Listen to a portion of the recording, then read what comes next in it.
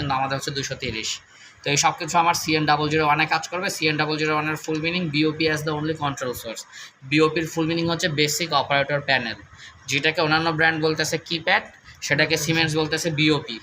অর্থাৎ এই টাচ, এই কিপ্যাড দিয়ে যদি আমি চালাতে চাই আমার CN001 থাকা লাগবে।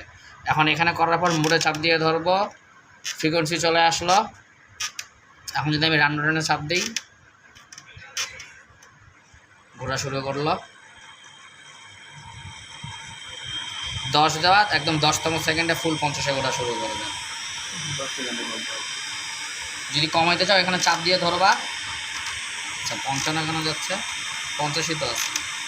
এই যে কমাচ্ছি, কমতেছে। এখানে সেটে চাপ দেওয়ার দরকার নেই, কমাইলে কমবে, বাড়াইলে বাড়বে। এখন চলেছে ফরওয়ার্ডে। তুমি যদি রিভার্সে ঘুরতে চাও, যদি বাড়ায় ম্যাক্সিমাম যাই, 50-এ বাইরে আর যাবে না। যদি রিভার্স করতে চাও এই দুইটা আবার একসাথে চাপ দিতে হবে, আগে এইটা তারপর এইটা। এই যেটা আগে থামবে, নেগেটিভ চিহ্ন চলে আসছে, ডিরেকশন সাইন চেঞ্জ চলে আসছে। আগে থামবে,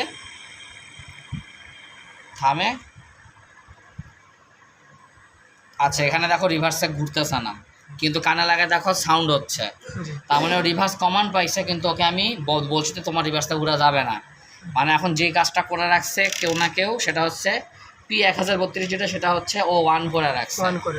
P1032 0 মানে রিভার্স ডিরেকশন ইজ অ্যালাউড, আর 1 মানে রিভার্স ডিরেকশন নট অ্যালাউড। এই জায়গায় তোমরা প্যারা খাবা, এই প্যারামিটারটা সহজে বের হয়ে আসে না। এইটা কীভাবে তোমরা বের করবা, এইটা হয় CN000-তে থাকবে, নাহলে CN001-এ থাকবে, এর বাইরে এটা কখনো যাবে না। তাহলে আগে এখন যদি আমি CN001-এ আসি, নাকি এখানে দেখি পাই কি না।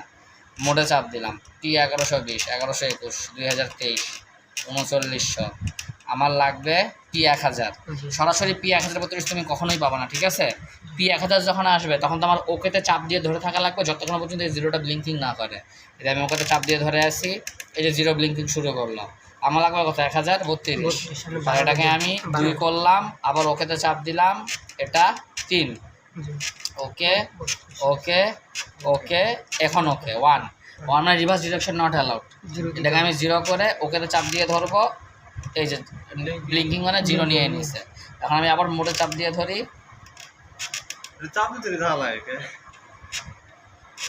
কোম্পানির সিস্টেম হচ্ছে কারণ ফ্রিকোয়েন্সিতে আসলো।